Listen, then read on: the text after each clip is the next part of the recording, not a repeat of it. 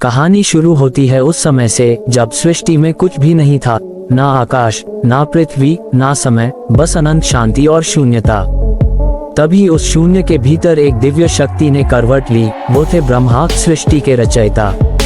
उन्होंने आंखें खोली और देखा कि पूरा ब्रह्मांड एक अदृश्य मौन में डूबा है। उन्होंने सोचा, मैंने ये सृष्टि रची, तारे, नदियां, पर्वत, पेड़, सब कुछ पूर्ण है, लेकिन फिर भी यहाँ कुछ अधूरा है। आखिर क्या कमी है? तब उन्होंने ध्यान लगाया और उनके मन में एक प्रश्न उठा, क्या कोई ऐसा प्राणी हो सकता है जो सोच सके, महसूस कर सके, गलतियों से सीख सके और मुझे समझने की कोशिश करे? और उस विचार के साथ उन्होंने मनुष्यों की रचना की। लेकिन कहानी यहीं खत्म नहीं होती। शुरुआत में मनुष्य बहुत निर्मल थे। वे प्रकृति के साथ रहते, पेड़ों से फल तोड़ते, नदियों में नहाते और हर चीज में भगवान का अंश देखते। ब्रह्मा प्रसन्न हुए। उन्हें लगा उन्होंने सृष्टि को अर्थ दे दिया है। लेकिन धीरे धीरे मनुष्य बदलने लगे। लालच ने जन्म लिया, अहंकार ने मन को ढक लिया और भक्ति की जगह महत्वाकांक्षा ने ले ली।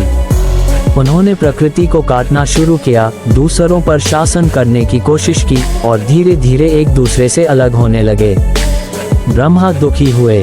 उन्होंने देवताओं से कहा, मैंने इन्हें इसलिए बनाया था ताकि ये सृष्टि की रक्षा करें, लेकिन ये तो इसे नष्ट करने लगे हैं। विष्णु बोले, हे ब्रह्मा, इन्हें दोष मत दो। इन्हें बुद्धि दी गई है ताकि ये सीख सकें। हर गलती इन्हें सत्य के और करीब ले जाएगी। लेकिन शिव ने कहा, सत्य तभी दिखेगा जब विनाश का अंधकार छटेगा। तब ब्रह्मा ने एक प्रयोग किया। उन्होंने मानव के हृदय में अंतरात्मा बोल दी, एक ऐसी आवाज जो सही और गलत के बीच फर्क बताए।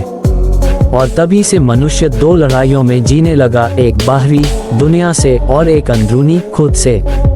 यही संघर्ष इंसान को बाकी सब प्राणियों से अलग करता है।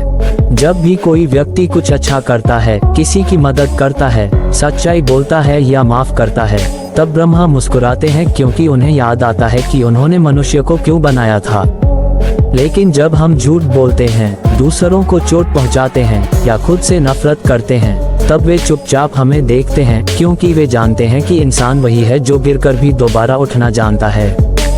कहानी कहती है कि एक दिन नारद मुनि ने ब्रह्मा से पूछा, प्रभु, अगर इंसान बार बार गलती करता है तो आपने उसे बनाया ही क्यों?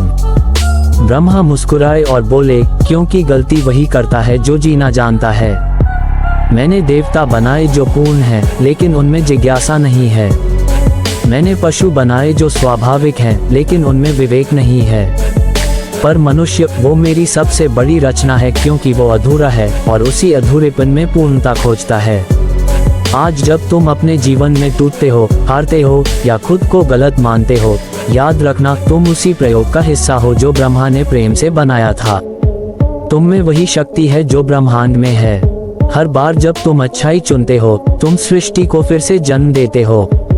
यही वजह है कि ब्रह्मा ने इंसानों को बनाया ताकि वे खुद में ईश्वर को ढूंढ सकें। अगर तुम्हें ये कहानी दिल को छू गई हो तो इसे दूसरों तक जरूर पहुंचाओ।